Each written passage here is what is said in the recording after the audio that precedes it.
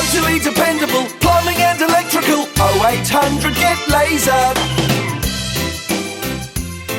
Celebrating 25 years of Laser, I'm Kyle, the GM of Laser Group, and this is Laser Across the Network, where legacy meets leadership.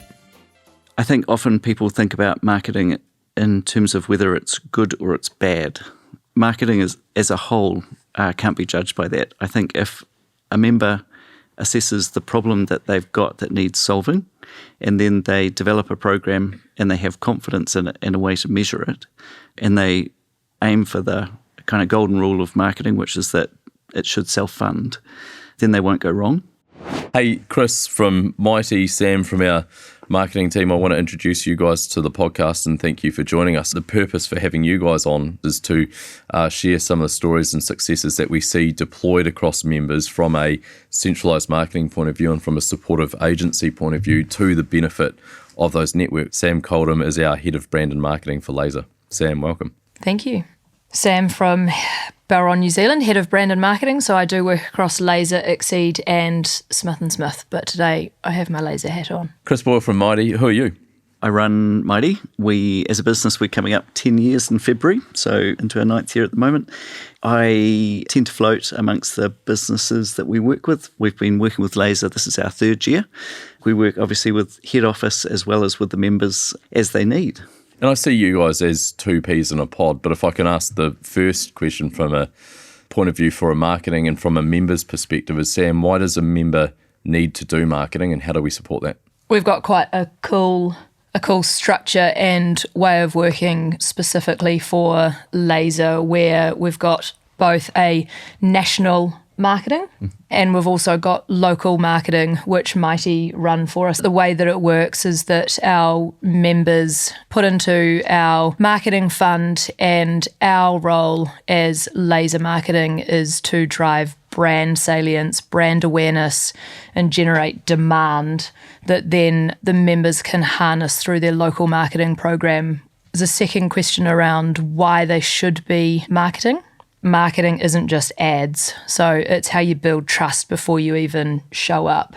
And I think for our members, the showing up and being found is show up where Kiwis search. So Google Maps, social, you need to be looking legit. So professional branding builds trust. I think Laser does that really, really well. I was driving behind a Laser van on the way here, and that's another really good example of the way that we can be showcasing the brand. Marketing as a member allows you to get the work. Thank you, Sam, and I like how you threw to Mighty there from the perspective of Mighty. I know you measure almost by, Sam, you said show up where Kiwi search, but you measure that by warm bodies, don't you, Chris? And what does that mean from a Mighty perspective or a tradesperson listening going, what's a warm body mean? Yeah, 100%. Yeah, we like to use the term warm body in terms of success. Bit of an unusual term, but in a lot of advertising opportunities, people get carried away with terms and phrases that actually mean nothing in terms of the financial return that a business has. So we'll get measures of clicks and reach and impressions and that sort of thing.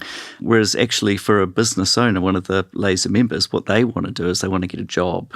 We try and measure the success in terms of how many real people did we get in contact with a member, and then how much work flowed on from that. Because sometimes marketing can be seen as an art. It's an unmeasurable sometimes. And Sam, what's the benefit of not belonging to Laser, but how is that leveraged across a large network? How does being part of a large network give that brand value, and what enables us to do that? You have to look at it from the way that we've got the model. You've always got about 95% of people that are actually out of market. It's super important to do a really good job at the top of the funnel there, which is all around your brand. It's making sure that people know about us, so they're predispositioned to choose us when they are in market. So being part of the group and having that national marketing fund available allows us to talk to those 95%. The other benefit around the local marketing and the members spending money in their local regions allows them to harness that demand, because you've only got about 3% that are ever loosely in market and about 2% that are in market. members can spend money centrally with Laser Group through what we call our GMF, our Group Marketing Fund, and that enables that brand awareness that almost not always on necessarily, but helps create that when people aren't in market, so that when they are in market, they bite down on that, right? Now, some members will spend money locally through donations and sponsorship, but Chris, that's also supported through the program, the LMP, Yep. or the Laser Marketing Program, right? Yep. Can you give us context to that and how that's supported across the relationship with Mighty and Laser? Yep. We understand the bigger picture and the outcomes that Laser Group want, and that helps at a brand level, and it also helps with particular campaigns and areas of opportunity like solar, for example, that Laser's working on. But then at a local level, you can imagine someone in the far south and someone in central Auckland, their needs are so different. The LMP allows the members to pick up on areas of opportunity which matter to them. And so for some members, they will never need to run an ad. What they'll need is mechanisms to build relationships. And for some of them, that might be going to the RSA every Thursday and once a year running an event or something. And for others, it will be like quite expensive, like Google search campaigns year round because of the competitive nature where they are. And so the national marketing and the LMP go hand in glove. I think it works really well for Laser Group, and it works really well for the Laser members as well. I asked Sam before about the benefit of being part of the network. Now, you're just talking about an Auckland example versus a, say, Central South Island example. Do you see opportunity for not reinventing the wheel, and how is that deployed from your point of view? Yeah, 100%. So there's some basic themes that run through any member no matter where they are. And one of them is building relationships. In a perfect situation, all the members would be building a database with potential customers, and then also have a mechanism to reach out to them in an appropriate way. Our biggest struggle is really to help the members build natural relationships where you actually get to know each other instead of having to pick up the phone and cold call or put out an ad that says, give us a bell. Sam, we ran a national campaign that was across the country and around the corner. Can you just describe what that was and why it was effective? It came from an insight. If you think about it from a customer perspective, could we talk about being 20 minutes away? That's where across the country around the corner came from. But it was a great campaign that allowed us to talk to a huge audience and allow it to resonate with you as if you were either a residential or commercial customer. It talked about the breadth of the work that we do from a member perspective as well as a Laser Group service perspective. It worked, right? Yep. Yeah, during the period that we ran the campaign, we had calls to the 0800 number increase 70%. And we also saw an enormous shift online with unbranded search, so plumber near me, electrician near me, to laser plumber and laser electrician. The data is roughly, it went from, say, 80% electrician near me to 80% laser plumber or laser electrician near me during the period that the campaign was running. And you've just talked about some measures there in terms of 70% this and, Yeah. moving from plumber near me to laser near me. If you were thinking about those listening to this podcast now, trades businesses, other laser members, those sorts of people, what things should they be measuring in their business for your mind?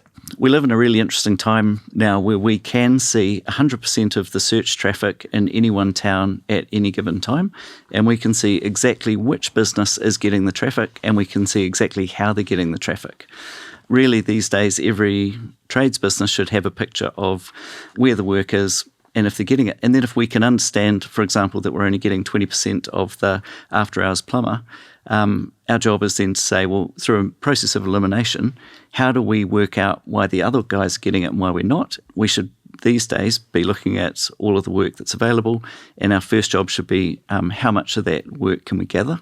Over time, we should be looking at our engagement really outside of kind of that immediate available work into how can we build a brand awareness so we get more work spontaneously so people seek us out instead of randomly find us. Listen, I'm not that old and I'll profess to that, but even still I remember the days of finding a plumber in the yellow pages, right? And that's changed, Sam, to quite a different landscape. So how do we choose where to play? I think that depends on the business for a start, and that model and your objectives.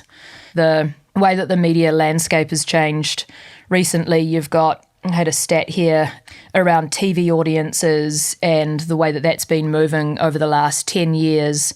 Kiwis are now spending far more time in digital media than they are traditional media. It's far more fragmented these days, so you really need an omni-channel approach where you're visible when they're driving. People are often at home with the TV on, their iPad, doing something else in their phone or their laptop. And so you have to make sure that you're actually reaching them in the right moments at the right time. I think what we do really well at a laser national level is we're playing in all the right spaces from a digital media point of view. Sam, through your introduction, you talked about Sam Coldham, Head of Brand and Marketing at Belron. Now, Belron is laser, is Exceed, is Smith&Smith, where you see Smith&Smith on TV, where you see Exceed on TV, and where we've got this across the country around the corner campaign from a laser point of view. That's a lot of spend, right? So how do we leverage that to enable us to be in more places because we get better buying rates, for example? I was just going to give an example in support of one of the channels Sam talked about before, which was radio. So when we went to book radio for laser recently, the rate that we got was significantly less than if we'd come off the street because of the Belron buying. The station was a lot more generous, so they made offers to re-record frequently at no cost and things like that. There's definitely advantages. And the out-of-home, the digital billboards that you've got at the moment, probably the cheapest in New Zealand, I think, in terms of the cost. So there's definitely benefits to the group. Now, you've just mentioned billboards, and I was actually cast back some 12 months where we said, let's buy all the billboards in Wellington for the time that we're there at conference, just to have that real brand presence. And we probably couldn't do that if they weren't, to your own words, the cheapest in New Zealand. I want to think about, again, the audience that might be picking up on this podcast going, if I was looking for some tips or tricks from some marketing experts on the couch, what would they be? But before I get to that, what are some mistakes to avoid? In terms of channels, is that the members will sometimes have their own bias. So if they're heavy on Reddit, for example, they'll think everyone's on Reddit. And if they're not on Facebook, for example, they'll think that nobody's on Facebook. And so a mistake that we say is that the member will choose their channels or advocate for one based on their own personal kind of usage rather than where their customers are. And the other thing that we see is trying things for too long. So we see sometimes members will, give it 2 or 3 months, but we work in a time where if things aren't working, we know within a week, right? We can just stop it and we can try something else. And we don't have enduring contracts that we have to sign for a year anymore. We just try something. If it's not working, we alter it and we get it to work. Sam, you and I were in a meeting yesterday with a group of 8 or 9 members where that bias was very real because someone said, I used to sponsor a rugby team because I watch rugby, but now no one watches rugby and so I'd never sponsor rugby again. And someone else said, I don't listen to radio, so I don't want to be on radio. But we know people do listen to radio. Sam, how do you coach people out of that bias? Oh, see, I'm all about customer. You have to have a customer need or a customer insight, because without that, you're going to have a scattergun approach to marketing. You're going to miss opportunities. You're not going to have the right business impact. You're not going to resonate with the audience that you're trying to talk to. Do you have a view to that from your perspective, Chris? Sam's point about being customer is 100% right, and it just echoes what I was saying about the channels. If we're not focused on the customer, then we can just spend enormous amounts of money on marketing and get nothing back for it. Now, you've just said something quite interesting and a little bit of a competitive advantage for our members is, we've got the access to Belron and Sam and her team. You're out there working across trades and you're not working for multiple plumbers or sparkies, right? You are working for laser. Where's the benefit in that for members? How do you bring expertise from the trades industry into what you do day to day? We only work for one business in each category in New Zealand. There is enormous amounts of connection across our customers and our clients. We've seen great synergies where we've been able to bring the laser members together with, like just yesterday we had 150 building companies at Build NZ, and we had laser there as well. Laser was the only trades business that was represented. Interestingly, one of the things that's changing for us is, 8 or 9 years ago, we would have been 70, 80% B2B. These days, we're probably 30% B2B and 70% B2C. And is that where you gave the example of the RSA before, and it's actually easier to market to a end consumer, a B2C type relationship, than it is to market to a builder where it might be more relationship based? And how do you get around that? We've got a program that we've tested a lot and it works quite well. number one problem that we see is that when we get a member into a trades environment, so B2B or, let's say they go to a golf day with builders or something, everybody feels awkward. You don't know anyone and you just stare at your feet and you feel like you don't fit in and so on. So trying to get the member to have opportunities to create those relationships over a long period is really the only way to do it. First of all, we try and get the members to build a database. And so every time they meet someone who could be a customer, we ask them to say to that potential customer, hey, it's been great to meet you. I'm just going to add you to our email database and I'm going to keep you up to date with what we're doing. And then we try and give them a vehicle to communicate. So monthly email followed by a quarterly drop-in and supported by 2 yearly events. So, for example, a midwinter movie night and a pre-Christmas bowls event. And if that's supported by some online advertising, so a little bit about B2B for LinkedIn and Meta, those potential customers become really kind of surrounded by quite a rich marketing environment, but with a very natural engagement that doesn't feel like a sales discussion. What we find through those sort of programs is that a builder, for example, on a Friday at 4:00 won't be able to reach their normal plumber because they've gone to Apeto Bay. And so they'll pick up the phone and they'll call one of the Laser members. But in that B2B environment, it has to be a relationship first. There's really nothing that beats it. Sam, if I look at Laser and right across the members, we're invoicing in excess of 100,000 customers a year. So if you were thinking about your funnel, not remarketing to existing customers, but how we're building loyalty and coaching members into those conversations. If we talk about that funnel that I mentioned before, if you get right down to the bottom of the funnel, you've got existing customers, and that's all around engaging them, keeping them, repeat business, really, really important as part of your business model that you are getting that repeated business, because one of the easiest ways to grow your business is by word of mouth. Really, really important to use the database that you've got of your existing customers. And I think we've got a couple of really good examples through the membership at the moment where they're doing that really, really well. Yeah, we've got the members are really starting to enjoy the database that they've built through SimPro and over the last few years. And we can see, like, we've got one member who's done an amazing campaign with LED lighting recently. They went out, very simple offer, give us a call, we'll come and change your lighting over to LED, and there's all these benefits. And the cost was, minimal because an LED light change is not valuable, but the average value per job that came in was about 2K. And from sending a couple of emails, they got 12 jobs, and so about 25,000. Exceptionally good value. And then we've seen the members who are approaching their existing customers for solar have had tremendous luck as well. And we've got, some members who are finding up to 6-figure income streams from solar by sending 2 or 3 emails. And I think we all know that sending emails is like essentially free. So it's very, very good return on investment. As much as sometimes we might hate receiving them, people do read them. And your story about 12 jobs for essentially a cost of the time to write an email, right? That's not bad going. You did use a word I don't necessarily agree with. You said enjoy their database. And I think what we're working through and coaching around is recognising the value in that, because so often our members are out there going, I need to do marketing to find new customers. And the value of, and I gave that stat to the number of customers that are invoiced across the group, is those are warm introductions for other members as well. So is there anything else that you'd encourage or coach trades business owners out there today to do from a marketing point of view? I'd get them to think about their marketing in terms of 5 funnels. So one would be gathering available work. And so that's, we know that there's always more work than the member's getting. The second thing is prospecting for high value work. So if that's solar or hot water heat pumps or something like that, high value capital items. Third is focusing on brand. So our potential customers won't be looking at us today, just in the same way it's unlikely we would, for example, be following carpet manufacturers until we need them. So building brand before customers need us. Fourth one is focusing on B2B. So always having a relationship program and reaching out. And the last one is making sure that they're active in the community. Because as we know, if you've got sensible spend in the community, people as Kiwis, we have this wonderful sense of reciprocity. And so if we do something for a community, they often feel like they want to return the favour and send some work our way. Can I ask a couple of really quick fire questions?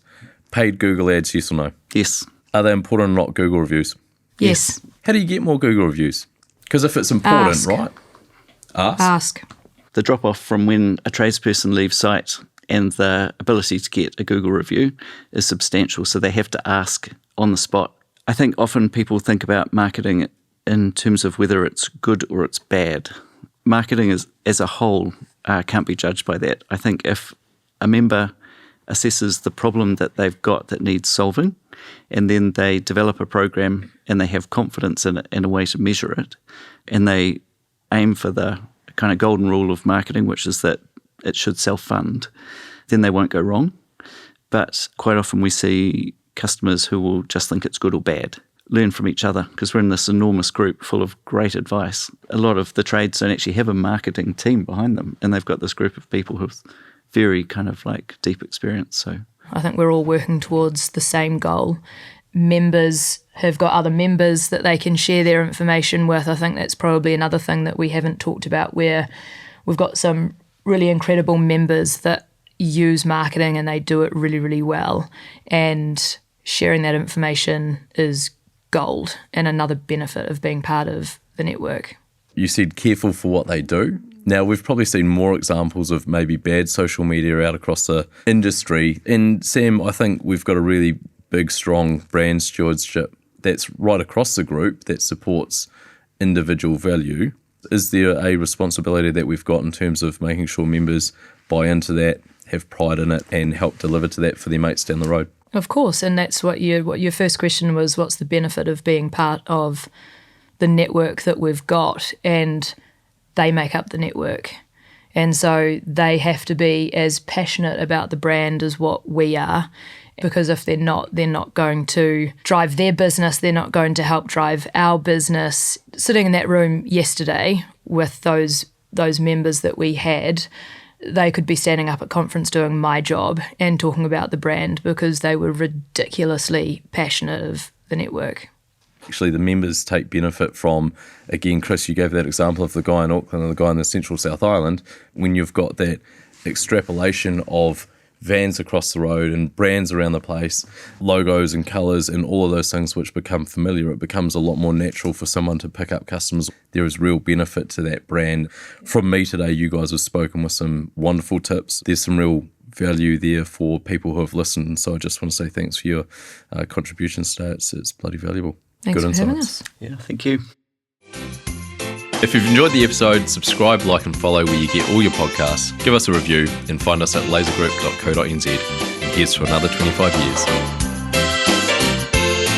0800 Get Laser.